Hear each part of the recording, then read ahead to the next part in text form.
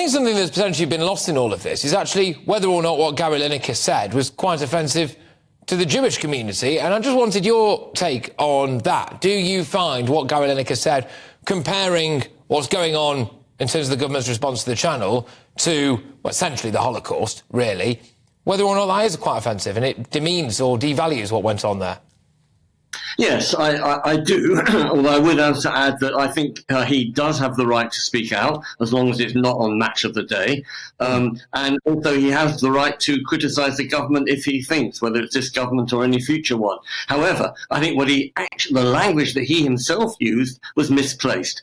Because I think I'm speaking not just for the Jewish community, but anyone who's been a veteran or has got a parent or grandparent who was a veteran, in that the Nazis were involved in mass genocide.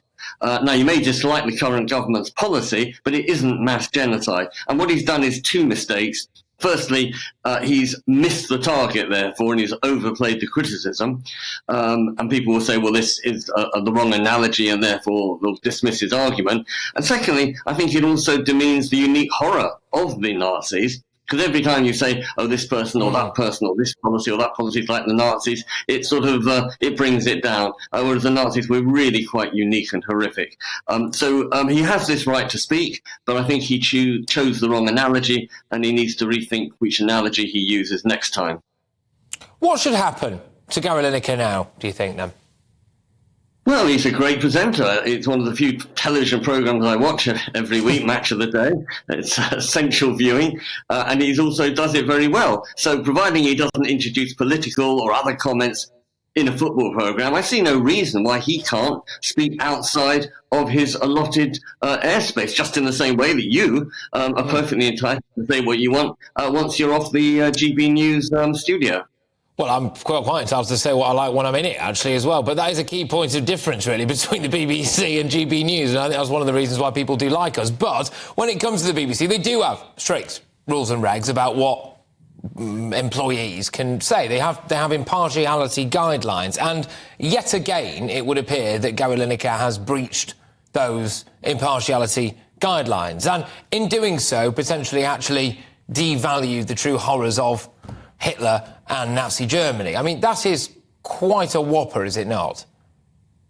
Well, it is, but again, I think I thought the GB News stood for freedom of speech, and therefore, why are we denying it to Gary Lineker? Now, whether I agree with him or disagree with him is another matter, but I do think that once he's outside of the BBC studio, once he's outside Broadcasting House, he has a right to say what he says. That's fine by me. I just think he actually got the wrong analogy, and he compared the Conservatives to the Nazis, or sort of implied that there was a similarity, which I think is wide of the mark. Yeah, indeed. And I absolutely get what you're talking about. I mean, yeah, bang up for freedom of speech, no question about that whatsoever. I think there is obviously, like I've said, that question mark over BBC impartiality, which is something that no doubt Gary Lineker is going to have to find out about one way or the other, and the BBC are going to have to make a decision based on that. Whatever decision they come to, we will no doubt report on. But just a slightly more general question, not just about Gary Lineker, but there appears to be a lot of analogies that involve Hitler and Nazi Germany, etc. And are you, frankly, a little bit sick of that? Because it does appear, I think, to maybe, what would you say, I suppose dilute maybe the uniqueness of what went on there and the horrors that the Jewish community faced when it's wheeled out left, right and centre as an analogy. Yes, I think that's a good word, dilute. And you often hear other people, political commentators or politicians even, or just people on social media, accusing the person they don't like of being like Hitler. And it's almost like a stick to beat them.